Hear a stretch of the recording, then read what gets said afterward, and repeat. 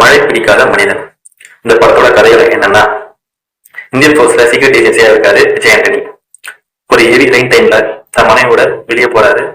ஒரு எதிர்பாராத சூழ்நிலை ஒரு அட்டாக் நடக்குது. தன் மனைவியை இழந்துடுறாரு. இவருக்கும் பலத்த காயம் ஏற்படுது. சீக்ரெட் ஏஜென்சி இவர் இறந்துட்டு அறிவிச்சிடறாங்க. அந்தமான்ல சீக்கிரட்டா பார்த்துட்டு வராரு. அங்க ஏற்பட சில பிரச்சனைகள், ஸோ அதெல்லாம் ஏற்பட ப்ராப்ளம். ஸோ அதுதான் படத்தோட மீதி கதை. இந்த படத்துல விஜய் ஆண்டனி, மேகா ஆகாஷ், சரத்குமார், சரண்யா பொன்வண்ணன், பிரித்திவ் அம்பார், தனஞ்சய், தலைவாசல் விஜய் மற்றும் பலர் இந்த படத்துல நடிச்சிருக்காங்க.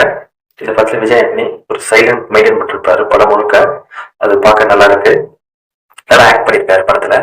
மேகா ஆகாஷ் அவங்க கொடுத்த ரோல சிறப்பாக பண்ணியிருக்காங்க. சரண்யா பொன்வண்ணன் ஒரு டிஃப்ரெண்ட் ரோல் கொடுத்துருக்காங்க. அதிக பெரிய டைலாக் இல்லாம சிம்பிளா கொடுத்ததுல பார்க்க அழகா இருக்கு. சரத்குமார் விஜய் ஆண்டனிக்கு சீஃபா நடிச்சிருக்காரு. கிட்டத்தட்ட படத்துல ஒரு 50 மினிட்ஸ் வருவாரு.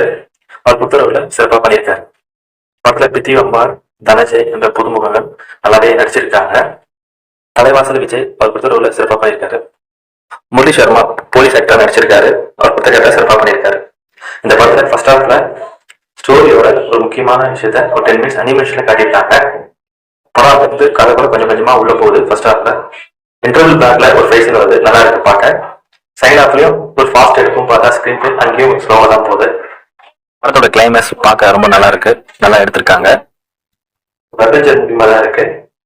இந்த படத்துல எடிட்டிங் சூப்பரா இருக்கு. மியூசிக் இந்த படத்துல சூப்பரா இருக்கு. சினிமா போட்டோகிராஃபி நல்லா பண்ணியிருக்காங்க.